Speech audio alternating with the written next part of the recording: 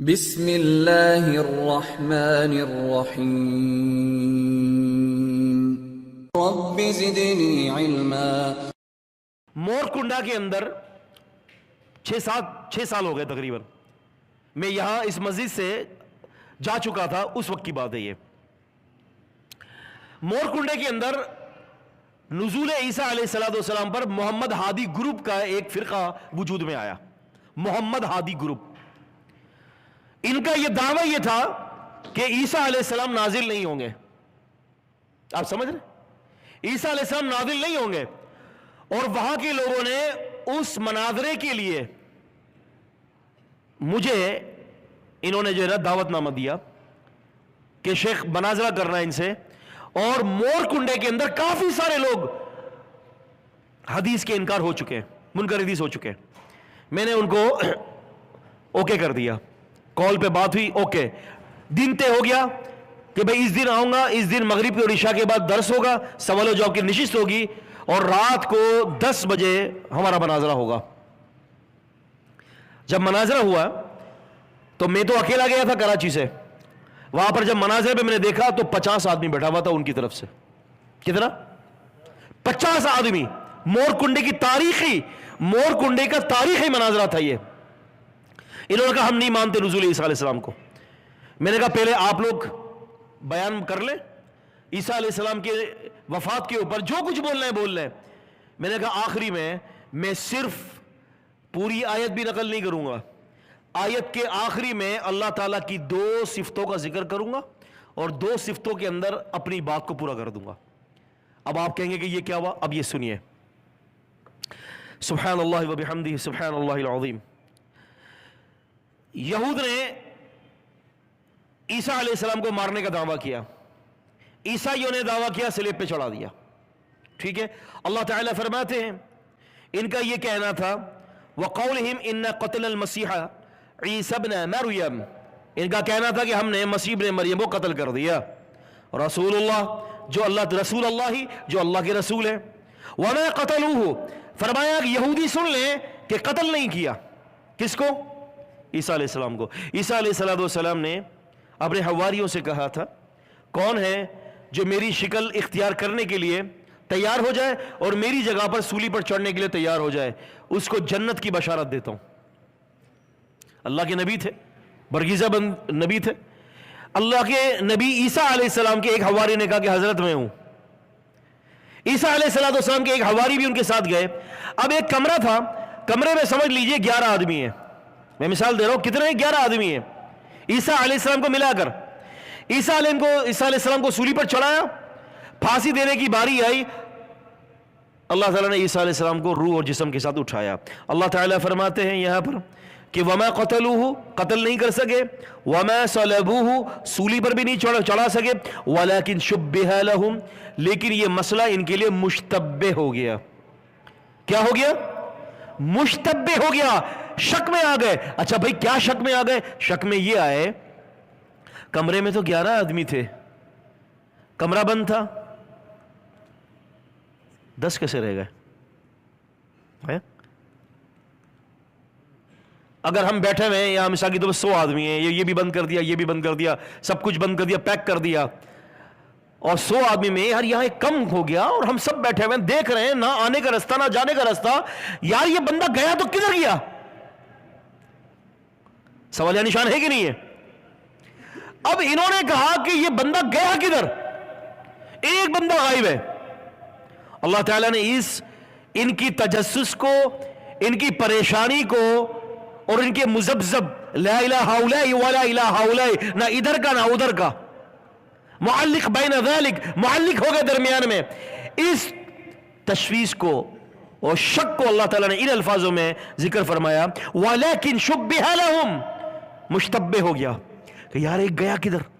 ایک کمرے میں 11 تھے، ایک گیا کدھر؟ کیا ہوا تھا؟ حواری کو اٹھا کر اللہ نے سولی پر چڑھا دیا، وہاں دے دیا، اور سیدنا عیسیٰ علیہ السلام کو اللہ تعالیٰ نے کیا کیا؟ اللہ تعالیٰ نے بر رفعہ اللہ الیہ، اللہ نے ان کو اپنی طرف اٹھا لیا۔ اب عربی گرامر کے اعتبار سے کچھ باتیں تھوڑی سی میں آپ کے سامنے رکھوں گا, شاید ہو سکتا ہے کہ کچھ تھوڑی بہت آپ گرامر جانتے ہو, نہیں تو کم سے کم یہ کہ میڈیا پر لوگوں تک یہ بات پہنچے گی. اللہ تعالیٰ یہ فرماتے ہیں کہ وَإِنَّ الَّذِينَ اخْتَلَفُوا فِيهِ لَفِي شَكٍّ مِّنْ, جن لوگوں نے اختلاف کیا وہ اس کے بارے میں شک میں تھے کہ آخر وہ ایک بندہ گیا کدھر. فرمایا مَا لَهُمْ بِهِ مِنْ علم, ان کے پاس اس کا کوئی بھی علم نہیں ہے, کوئی بھی علم نہیں ہے. علم تنوین ہے, تنوین تحقیر, علم کوئی علم نہیں ہے ان کے پاس, الا اتباع الظن, سوائے اٹکل, اٹکل پچو پرانی اردو ہے, سوائے گمان کے, گمان کے علاوہ کچھ بھی نہیں ہے. یہ ایسے ہو جائے, ایسے ہو جائے, ایسے ہو جائے, ایسے ہو جائے, ایسے ہو جائے, ایسے کر لے بس گمان. لیکن فرمایا وَمَا قَتَلُوهُ يَقِينًا, یقین کے ساتھ. یہ لفظ ما یہاں پر عربی میں نفی کے لیے آ رہا ہے, اور نہیں انہوں نے قتل کیا.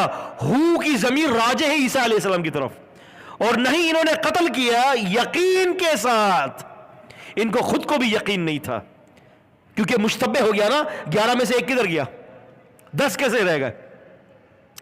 اب اللہ تعالیٰ نے اپنی بات شروع کی. بل کا مطلب کیا ہوتا ہے؟ بل کا معنی بلکہ, بل کا معنی عربی میں بلکہ ہوتا ہے. عربی گرامر کے اعتبار سے لفظ بل جب استعمال ہوتا ہے تو وہ پچھلی بات کی تردید کے لیے اور اگلی بات کو ثابت کرنے کے لیے آتا ہے عربی میں. بل وہ جو پچھلے گمان کر رہے تھے, سولی پہ چڑھا دیا, قتل کر دیا, ایسا کچھ نہیں ہوا. اچھا بلکہ کیا ہوا؟ بلکہ یہ ہوا رفعہ اللہ, رفع کر دیا ہو عیسیٰ ابن مریم کو اللہ نے. رفع کرنا فعل, اور اللہ تعالیٰ کون ہے؟ کرنے والا ہے, فاعل اللہ تعالیٰ ہے. عیسیٰ علیہ السلام کون ہے؟ رفع ہونے والے ہیں, مفعول ہیں.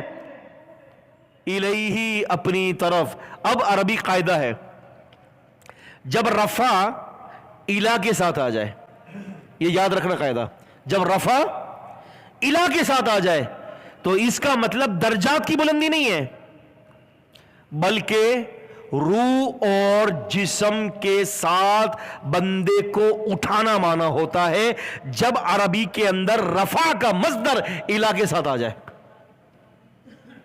کیا سمجھے؟ تھوڑا سا ہے تو مشکل یہ بات, لیکن میں نے یہ بات اس لیے نقل کر دی کہ آپ نہیں تو کوئی اور آگے سمجھ جائے گا. یہ قاعدہ ہے تو پتہ یہ چلتا ہے. اللہ تعالیٰ فرمانے بلکہ میں نے اس کو اٹھا لیا. اچھا, اب منکرین حدیث, وہ جو مناظرہ ہوا تھا مور کنڈا میں نے یہ آیت تو بعد میں پیش کی تھی, میں نے یہ پیش کیا وَكَانَ اللَّهُ عَزِيزًا حَكِيمًا. کیا پیش کیا؟ وَكَانَ اللَّهُ عَزِيزًا حَكِيمًا, اور اللہ تعالیٰ تو ہے ہی عزیز اور غالب. میں نے کہا تمہارا کیا کہنا ہے؟ کہتے ہیں کہ ہمارا کہنا یہ ہے کہ عیسیٰ علیہ السلام کی وفات ہو گئی ہے, یعنی ادھر انہوں نے عیسیٰ علیہ السلام کو قتل کر دیا. میں نے کہا چلو ٹھیک ہے. میں نے کہا تم نے کہا کہ عیسیٰ علیہ السلام کو قتل کر دیا, اور کچھ انہوں نے کہا کہ جی ہم یہ کہتے ہیں کہ عیسیٰ علیہ السلام کو قتل نہیں کیا, وہ طبعی موت مرے, اپنی وفات آپ مرے. میں نے کہا چلو ٹھیک ہے, مان لیتے ہیں. میں نے کہا آگے اللہ تعالیٰ کہہ رہے ہیں کہ اللہ تعالیٰ غالب ہے اور حکمت والا ہے. دیکھیں آیت کا آخری میں جب بھی اللہ تعالیٰ کی صفتوں کا ذکر ہوتا ہے تو ان صفتوں کا تعلق آیت کے ساتھ ہوگا. آپ سمجھ رہے ہیں میری بات کو؟ آئیے میں اس کی چھوٹی سی نظیر دے دیتا ہوں. میری بات سمجھ رہے ہیں نا؟ اگر آپ کو کہہ رہے ہیں کہ اگر نہیں سمجھ میں آ رہی تو میں بات بند کر دیتا ہوں, کوئی بات نہیں. سمجھ میں آ رہی ہے تو چلاؤ آگے بھائی, بتائیں نا. اب دیکھیں آپ, ابراہیم صاحب نے فرمایا تھا ربی ارینی, اللہ تعالیٰ مجھے دکھائیے آپ کیسے مردوں کو زندہ کرتے ہیں. کیا فرمایا تھا؟ اولم تؤمن, ایمان لے لایا؟ قال بلا ولکن لیطمئن قلبی, کیوں نہیں, اپنے دل کو اطمینان کرنا چاہتا ہوں. پھر اللہ نے کیا فرمایا؟ 4 پرندے پکڑ لیجئے, اور پھر کیا کیجئے؟ فسرہن, پہاڑ پہ رکھ دیجئے. 4 پرندوں کو ٹکڑے ٹکڑے کر لیں, کیما بنائیں, مکس کر دیں. آپ اگر 4 کو کیما الگ الگ کریں گے تو پھر بھی کسی کے دماغ میں شک رہے گا, چلو یار یہ تو الگ تھا, یہ تو الگ تھا, یہ تو, سب کو ملا لیجئے, اور پھر کیا کیجئے؟ پہاڑ پر رکھ دیجئے. ثم ادعوہن یأتینک سعیا, پکاریے, آؤ بھائی, کالا کبوتر, لال کبوتر, سفید کبوتر، ہرا کبوتر پکاریے. جس کے کبوتر کو پکاریں گے اسی وقت وہ کبوتر دوبارہ اللہ کے حکم سے تخلیق ہو کر وہ آپ کے سامنے اڑ کر سامنے آ جائے گا. آپ سمجھ رہے ہیں؟ اچھا یہ کوئی کام آسان ہے؟ یہ کوئی کر سکتا ہے؟ نہیں کر سکتا نا. یعنی یہ ایسا کام ہے کہ مخلوق کی قوت ہی نہیں ہے. اس آیت کے آگے کیا فرمایا؟ وَاعْلَمْ وَاعْلَمْ ان اللہ عزیز حکیم. سمجھ میں آیا سارا مسئلہ کیا؟ اللہ غالب اور حکمت والا ہے. اب یہاں پر دیکھیں غالب، آیت کے ساتھ غلبے کا، غالب ہونے کا ربط کیا ہے؟ اللہ غالب ہے کہ تمہیں تمہارے مرنے کے بعد جس طرح سے اس پرندے کو زندہ کیا ہے، اللہ غالب ہے کہ پوری دنیا کو مرنے کے بعد دوبارہ زندہ کر دے. یہ غالب کا ربط ہے. عزیزن کا ربط یہ ہے. حکیم کا ربط کیا ہے؟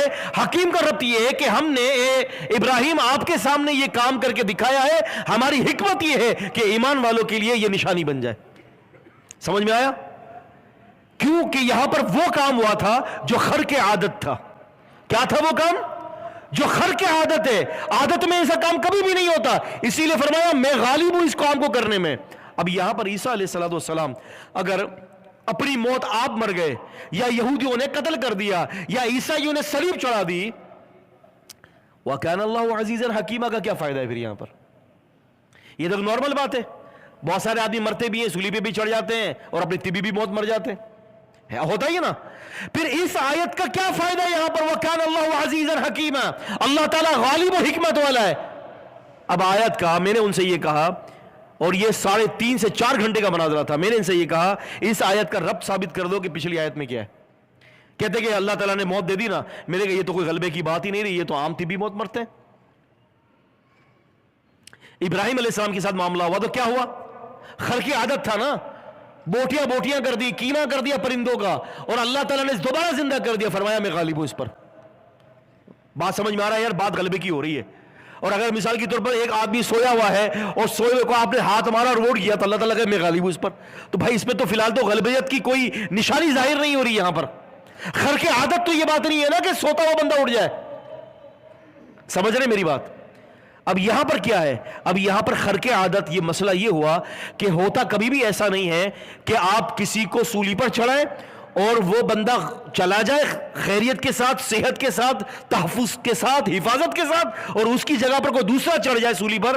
ایسا کبھی نہیں ہوتا. اللہ فرماتے ہیں کہ میں اس کو کام کے کرنے میں غالب ہوں. میں نے عیسیٰ کو آسمان پر بلا لیا، صحت و سالم، ٹھیک ٹھاک، بغیر کسی خراش کے، اس کی جگہ پر دوسرے کو چڑھا دیا. میں غالب ہوں. اور حکمت میری کیا ہے؟ حکمت یہ ہے کہ قیامت سے پہلے عیسیٰ ابن مریم کو زمین پر بھیجوں گا دوبارہ دنیا میں، اور ان کو دیکھ کر سارے اہل کتاب ایمان لے آئیں گے، اور عیسیٰ علیہ السلام اپنے ہاتھوں سے صلیب کو توڑیں گے اور محمد صلی اللہ علیہ وسلم کی نبوت کو اپنے عمل سے اور اپنی زبان سے ثابت کریں گے. یہ حکمت ہے.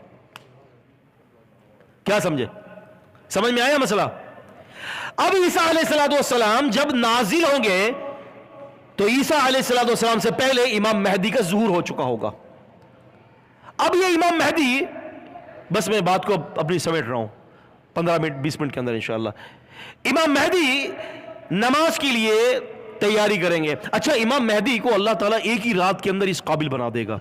یصلح اللہ اللیل، اللہ ایک ہی رات میں ان کو اس قابل بنا لے گا کہ پوری زمین کی اقتدار یہ سنبھالیں گے ایک رات میں. اب ہوا یہ کہ فجر کی نماز کا وقت ہے اور یہاں تکبیر ہو رہی ہے، اللہ اکبر اشہد اللہ الہ الا اللہ. دیکھا تو مینارے پر سیدنا عیسیٰ علیہ السلام نازل ہو گئے. فرشتہ کسی کو بھی نظر نہیں آیا نازل کرنے کے لیے جو آئے تھے. عیسیٰ علیہ السلام نازل ہو گئے، وہ نظر آ رہے ہیں. اب سیڑھی کے ذریعے اتارا جا رہا ہے. اس سے یہ بتایا جا رہا ہے دنیا دار الاسباب ہے. دنیا کے اندر اسباب کو اختیار کرنا یہ توکل کے منافی نہیں ہے، ورنہ فرشتے زمین پہ بھی اتار سکتے تھے. اور ایک بات یہ بھی ہے نکتہ، اسلام کا مینارہ ہمیشہ بلند رہے گا.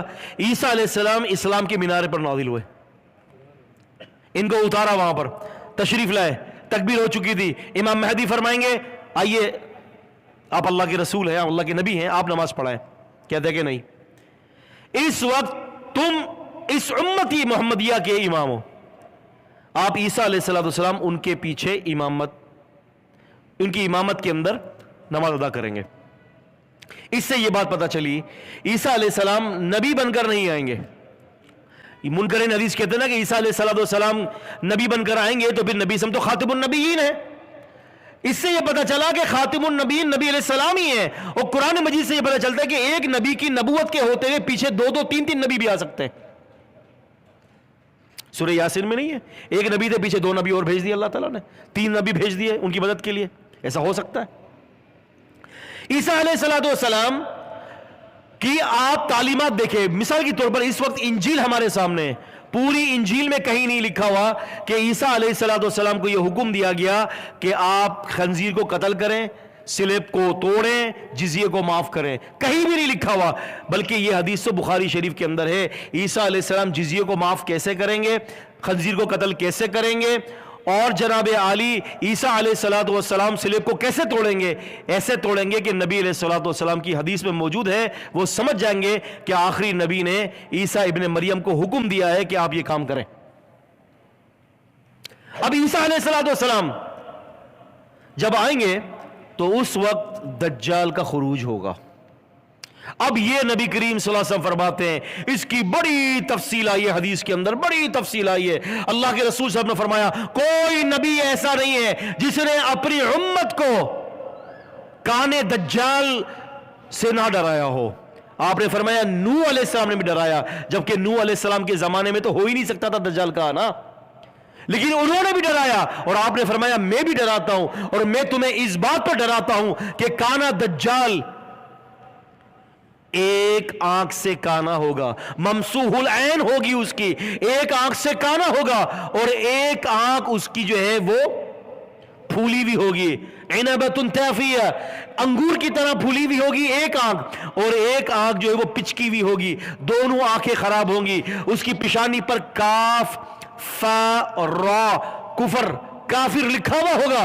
اللہ کے نبی صلی اللہ علیہ وسلم فرماتے ہیں جو شخص پڑھنا جانتا ہو یا جو شخص پڑھنا نہ جانتا ہو وہ اس کی پیشانی پر یہ پڑھ لے گا اور اس کو سمجھ میں آ جائے گا کہ یہ مردود کافر ہے. نبی کریم صلی اللہ علیہ وسلم نے اس کی بڑی تفصیل بیان کی ہے.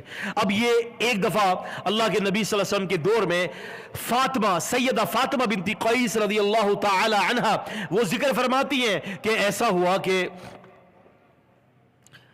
وہ روایت کرتی ہے کہ تمیم داری جو ایک عیسائی بڑے راہب تھے, وہ مسلمان ہو گئے.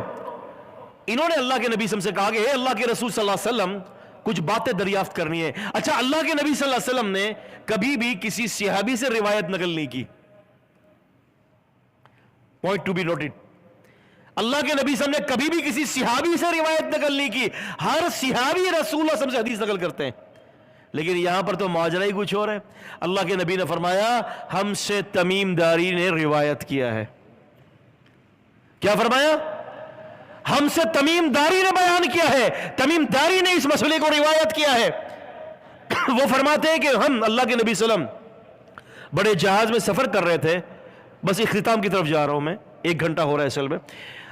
تو یہ اللہ کے رسول صلی اللہ علیہ وسلم, ہمارا جہاز ہوا کی وجہ سے ادھر سے ادھر ادھر سے ادھر ادھر سے ادھر ہو گیا اور ہواؤں کے چکر چل رہے تھے. پھر پتہ نہیں 1 مہینے کی مسافت کے بعد ہم کسی جزیرے میں پہنچ گئے. اللہ کے نبی صاحب ہم جزیرے پہ اترے کشتی, چھوٹی کشتی کے ذریعے, اور ہم جزیرے میں جاتے تو ایک آدمی تھا, اس نے اپنا نام جساسا بتایا تھا. جساسا کیا بتایا؟ جساسا جاسوس کو کہتے ہیں, اور دجال دجل کی مبالغہ ہے. اس کا مطلب یہ انتہائی جھوٹا اور مکار. جساسا کہتا ہے کہ تم کون ہے؟ بتایا, کہا کہ آؤ میں تمہیں اندر لے جاتا ہوں.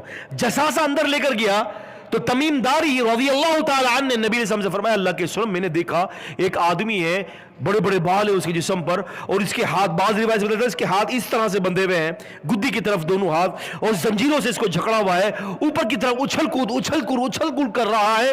اللہ کے رسول صلی اللہ علیہ وسلم مجھ سے اس نے سوالات کیے.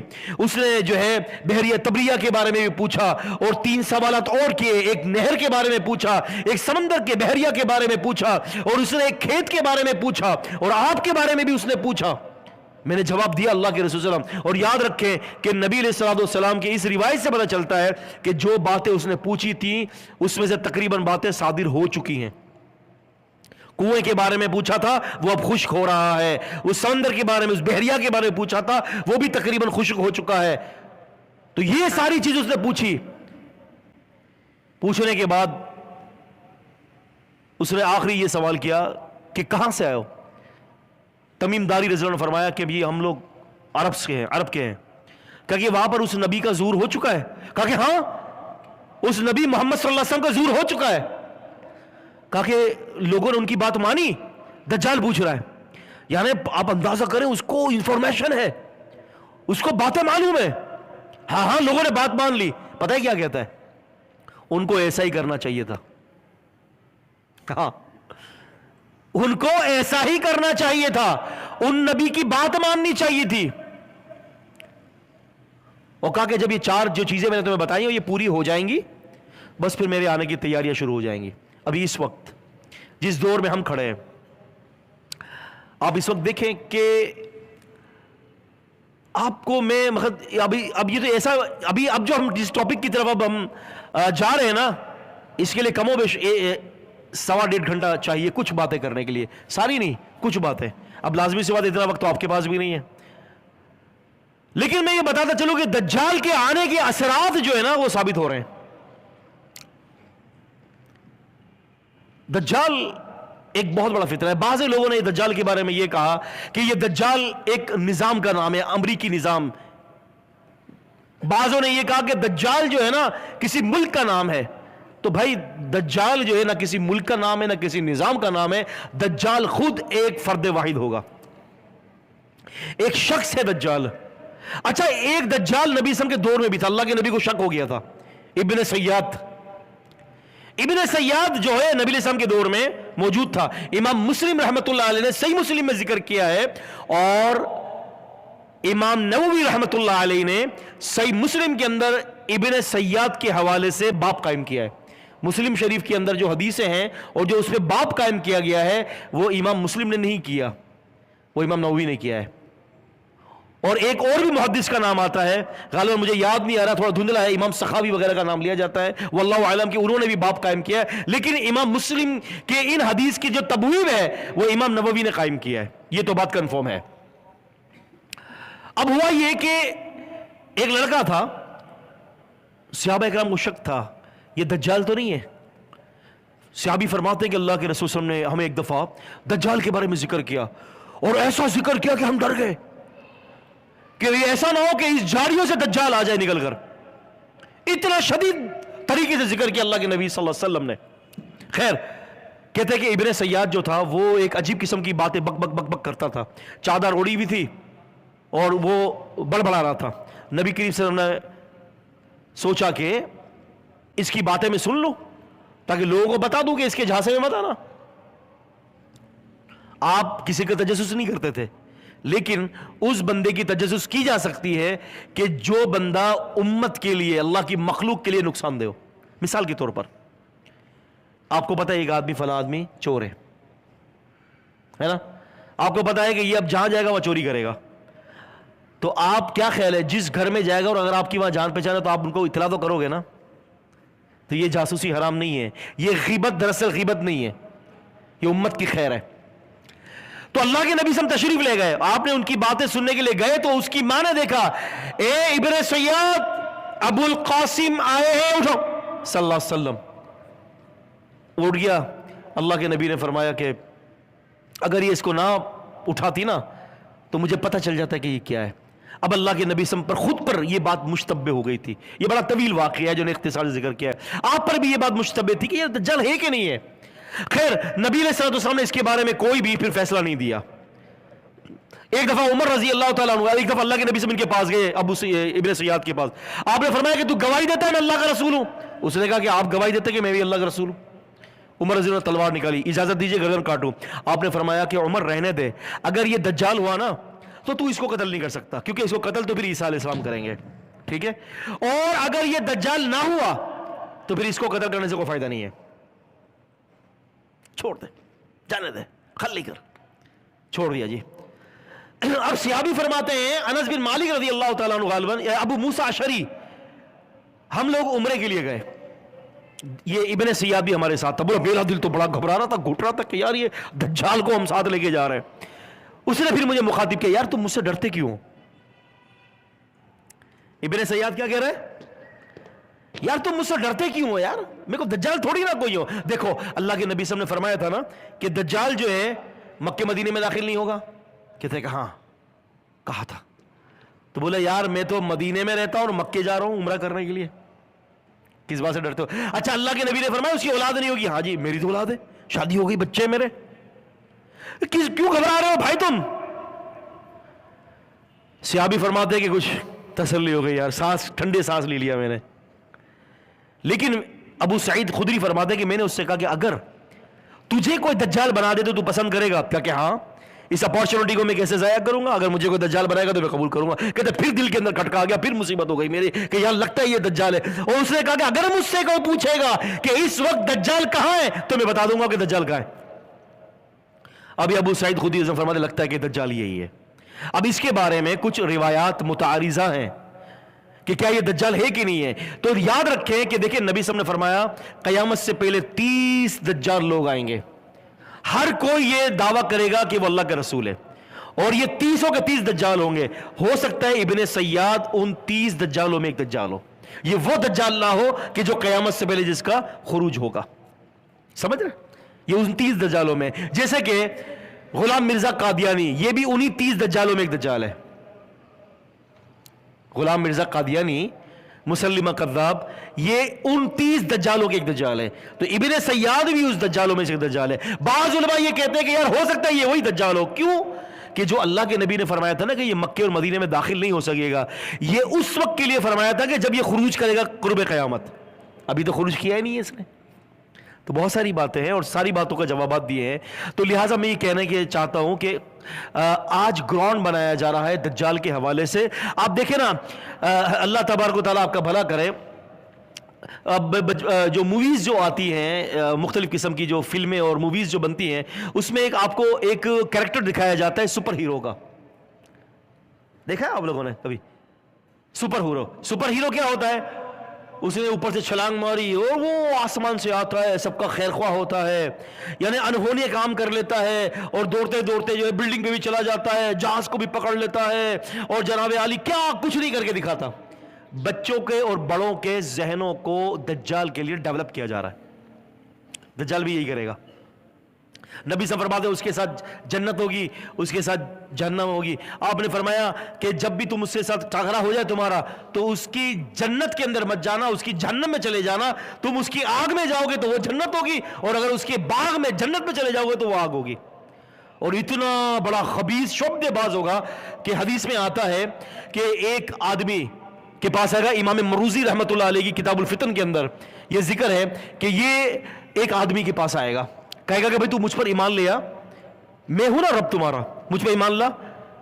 تو وہ شک میں پڑ جائے گا، اس نے کہا کہ اچھا تمہارے بابا مر چکے ہیں؟ کہا کہ ہاں مر چکے ہیں، اگر میں ان کو اٹھا لوں دوبارہ زندہ کر دوں اور وہ میرے بارے میں شہادت دے دے تو کیا تم مجھ پر ایمان لے آؤ گے؟ دجال کہہ رہے کہ ہاں، یہ تو کوئی معمولی بات تھوڑی ہے مرے ہوئے بندے کو زندہ کر دینا ہے، مرے ہوئے بندے کو زندہ کر دینا اور وہ آ کر گواہی دے۔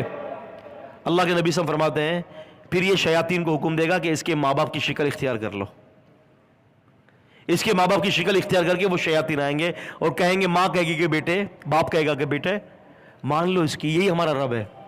اس طرح سے وہ لوگوں کے ایمان کو ضائع کرے گا، مردوں کو زندہ کر دے گا، مردوں کو مارنے کے بعد زندہ کرے گا۔ آپ نے دیکھا نہیں اس وقت، اللہ تعالیٰ آپ کا بھلا کرے، اس وقت مختلف چینلز کے اوپر میجک شو دکھائے جاتے ہیں، آپ دیکھیں اس کے اندر کہ اتنا بڑا میجک ہوتا ہے کہ ایک بندے کے 2 ٹکڑے کر دیے جاتے ہیں، آدھا دھر وہاں بھاگ رہا ہے، آدھا دھر وہاں بھاگ رہا ہے، پھر ان دونوں کو جمع کر کے پھر بندے کو کھڑا کر دیتے ہیں۔ یہ ہے وہ سپر ہیرو، اور یہ ہے وہ دجال کے آنے کے لیے جو ہے وہ سارا کام ہو رہا ہے۔ دجال کو دراصل یہودی اپنا ہیرو مانتے ہیں، آپ سمجھ رہے ہیں؟ دجال کو یہودی کیا مانتے ہیں؟ ہیرو۔ اللہ کے نبی صلی اللہ علیہ وسلم نے فرمایا قرب قیامت جب دجال آئے گا تو ایک ایسا وقت آئے گا کہ ہر پتھر اور درخت بتا دے گا اے مسلمان میرے پیچھے یہودی ہے, اس کو قتل کر لے, یہ میرے پیچھے چھپا ہوا ہے. آپ نے فرمایا سوائے غرقت کے درخت کے وہ یہودیوں کا درخت ہے. آج آپ دیکھ لیں اسرائیل کے اندر غرقت کا درخت بہت تیزی سے لگایا جا رہا ہے, اس کی کاشتکاری کی جا رہی ہے. آپ نے فرمایا یہودیوں کا درخت ہے, یہ مسلمانوں کو نہیں بتائے گا. اور جب عیسیٰ علیہ السلام واپس آئیں گے اور عیسیٰ علیہ السلام کو جب یہ دجال دیکھے گا تو نبی صلی اللہ علیہ وسلم فرماتے ہیں کہ پانی کی طرح گھلتا شروع ہو جائے گا, جس طرح نہیں نمک پانی میں گھلتی ہے, اس طرح سے نبی صلی اللہ علیہ وسلم فرماتے ہیں کہ وہ پانی کے اندر گھلنا شروع کر دے گا. اور اللہ کے نبی صلی اللہ علیہ وسلم فرماتے ہیں کہ مقام لط پر, باب لط پر عیسیٰ علیہ السلام اس کو قتل کریں گے. اس وقت ابھی کرنٹ کے اندر باب لط پر ابھی بھی ایک دروازہ موجود ہے اور باب لط کے قریب ایک مسجد بھی ہے. عیسائیوں کا چرچ بھی ہے اور عیسائیوں کے چرچ کے ساتھ مسجد ہے. اگر آپ جا کے وہاں پر دیکھیں اس مقام پر تو آپ کو یہ بات واضح ہو جائے گی کہ وہاں پر باب لط کے ساتھ جو ہے ایک مسجد ہے اور ایک چرچ ہے, دونوں کی دیواریں ملی ہوئی ہیں, بالکل ملی ہوئی ہیں. تو لہذا اس کے قریب جو ہے وہ ایئرپورٹ بنایا گیا ہے. محققین لکھتے ہیں کہ یہ ایئرپورٹ اس لیے کہ تاکہ دجال یہاں سے بھاگ سکے, لیکن دجال کی قسمت میں اللہ نے اس وقت عیسیٰ علیہ السلام کے ہاتھوں خاتمہ لکھا ہے, وہ بھاگ نہیں سکے گا. اب یہ دجال کے مختلف قسم کے جو ہے وہ دجالی جو اس کے پروپیگنڈے ہیں یا دجال کے مختلف جو سسٹم ہے اس وقت کا, وہ سسٹم دجالی سسٹم کیسے ہے. آخری بات کرتا ہوں اور بات ختم کر دیتا ہوں کہ آپ یہ دیکھیں کہ آج سے تقریباً 25 سال پہلے ایک سائنسدان خاتون نے یہ کہا تھا کہ ہم نے یہ تحقیق کر لی ہے کہ کسی کے دماغ کا جو ڈیٹا ہے اس کو ہم کسی سم کے اندر کنورٹ کر دیں. اب دنیا کے بڑے بڑے لوگ لیں, دنیا کا ایک سب سے بڑا محدث لے لیں جس کو جو ہے وہ تقریباً نبی صلی اللہ علیہ وسلم کی ساری حدیثیں یاد ہوں, قرآن بھی حفظ ہو, تفسیریں بھی یاد ہوں. ایک انجینئر دیکھ لیں کہ دنیا کے ہر فن کے اوپر اس کی انجینئرنگ جو ہے وہ غالب ہے. میڈیکل ڈاکٹر دیکھ لیں, سب کے ماہر. اس طرح سے 20-25 دنیا کے ماہر لوگوں کو لے لیا جائے, اگر ان کے دماغ کا ڈیٹا کسی چپ کے اندر ٹرانسفر ہو سکتا ہے, اپلوڈ ہو سکتا ہے, تو کیا خیال ہے وہ ڈاؤن لوڈ نہیں ہو سکتا؟ ڈاؤن لوڈ بھی ہو سکتا ہے نا. دجال کے دماغ کے اندر یہ ساری چیزیں ڈاؤن لوڈ ہوں گی. وہ عجیب قسم کے شعبدے بازیاں کرے گا, لوگوں کو دھوکے دے گا جادوگری کے ذریعے, شیطانی طاقتوں کے ذریعے. اور اس وقت آج کے دور میں ہمیں وہیں پر لے جایا جا رہا ہے. بچنے کا صرف ایک ہی طریقہ ہے, وہ کیا ہے؟ علوم شریعہ سے وابستگی. جتنا آپ کتاب اور سنت کے علوم کو سیکھیں گے اتنا ہی آپ دجال اور اس جیسے فتنوں سے محفوظ رہ سکیں گے. ورنہ دجال اور اس کی فتنوں سے محفوظ رہنا یہ کوئی آسان بات نہیں ہے, یہ کوئی مکھن نہیں ہے, بلکہ اللہ کے نبی صلی اللہ علیہ وسلم نے اس فتنے کے حوالے سے امت کو اتنا ڈرایا, اور حقیقت کے اندر اس فتنے سے محفوظ ہونا یہ بہت مشکل ہے. اب اس فتنے سے کیسے بچا جائے؟ نبی صلی اللہ علیہ وسلم فرماتے ہیں کہ سورہ کہف کی ابتدائی 10 آیتیں یا آخری کی 10 آیتیں جو پڑھے گا عصم من فتنۃ الدجال, دجال کے فتنے سے محفوظ کر دیا جائے گا. اس کو پڑھیں, اور جو تشہد کے اندر جو دجال کی فتنے سے بچنے کی جو دعائیں ہیں اس کا اہتمام کریں. اور سب سے بڑا اس کا اہتمام یہ بھی ہے کہ اپنے آپ کو, اپنی اولادوں کو علوم شریعت سے وابستگی دلائیں. اللہ تعالیٰ سے دعا ہے, یہ چند باتیں تھیں جو ضروری تھیں جو میں نے آپ کے سامنے کی ہیں, ورنہ تو ابھی اس کے ساتھ اس کے علاوہ تو ابھی تو باتوں کی, روایات کی ایک انبار ہے کہ اگر ہم بات کریں تو شاید فجر یہی ہو جائے گی. بس اسی پر اکتفا ہے. اقول قولی ھذا استغفر اللہ لی ولکم.